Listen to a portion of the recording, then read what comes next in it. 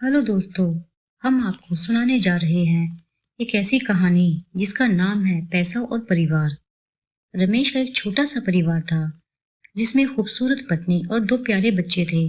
उसकी पत्नी और बच्चे हर हाल में खुश थे, लेकिन रमेश उन्हें जिंदगी के सारे ऐशो आराम देना चाहता था और इसके लिए वह प्रतिदिन 16 घंटे से भी अधिक काम किया करता था।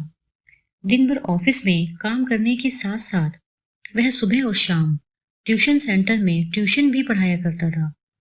वह सुबह सुबह घर से निकल जाता और आधी रात के बाद घर लौटता था। बच्चों के लिए उसका चेहरा देखना मुहाल था, क्योंकि सुबह सवेरे उसके घर से निकलते समय बच्चे सोते रहते और देर रात घर में कदम रखने के पहले ही सो चुके होते। हाँ, रविवार को जरूर वह घर पर होता, लेकिन उस दिन भी वह किसी न किसी काम में व्यस्त रहता और उसका समय परिवार के साथ न बीतकर काम करते हुए बीतता। परिवार उसके साथ क्वालिटी टाइम बिताने का बस इंतजार करता रह जाता। पत्नी अक्सर उससे कहा करती कि उसे घर में वक्त बिताना चाहिए, बच्चे उसे बहुत मिस करते हैं। उस वक्त वह यही जवाब देता कि ये सब मैं उनके लिए ही तो कर रहा हूँ। बढ़ते घरेलू खर्च और स्कूल खर्च के लिए मेरा ज्यादा काम करना जरूरी है। मैं उन्हें एक अच्छी जिंदगी देना चाहता हूँ।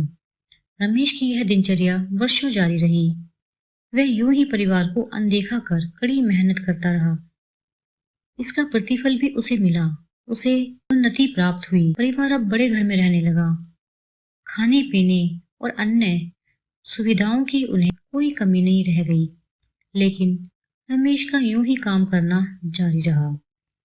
वह अधिक से अधिक पैसे कमाना चाहता था। पत्नी पूछती कि आप पैसे के पीछे क्यों भाग रहे हैं? हमारे पास जो है हम उसमें खुश रह सकते हैं।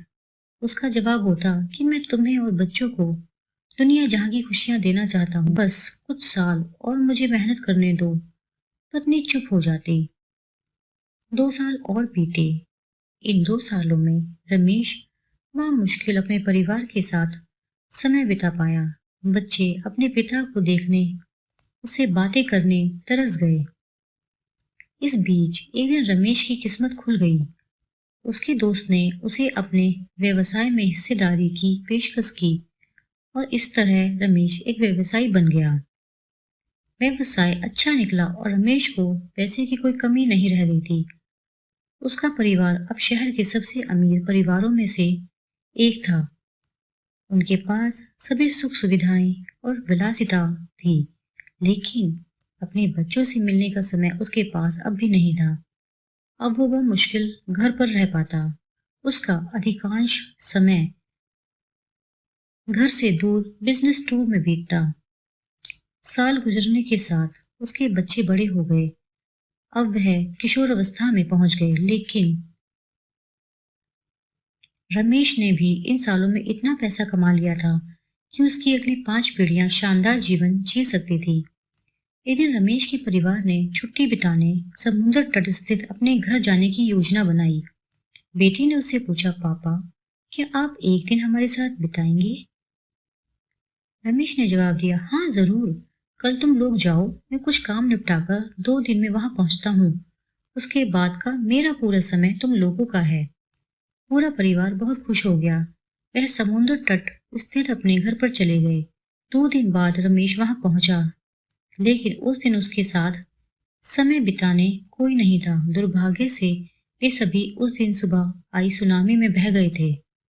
रमेश अपनी पत्नी और बच्चों को कभी नहीं देख सकता था। करोड़ों की संपत्ति होने के बाद भी वह उनके साथ का एक पल नहीं खरीद सकता है। वह पछताने लगा। पत्नी के कहे शब्द उसे याद आने लगे। आप पैसों के पीछे क्यों भाग रहे हैं? हमारे पास जो है हम उसमें खुश रह सकते हैं। सीख, पैसा सब कुछ नहीं खरीद सकता, इसलिए पैसों के लिए अपने परिवार को महत्व देना कम मत करें। पैसा खो देने के बाद फिर से कमाया जा सकता है, लेकिन अपनों को खो देने के बाद दोबारा वापस नहीं पाया जा सकता।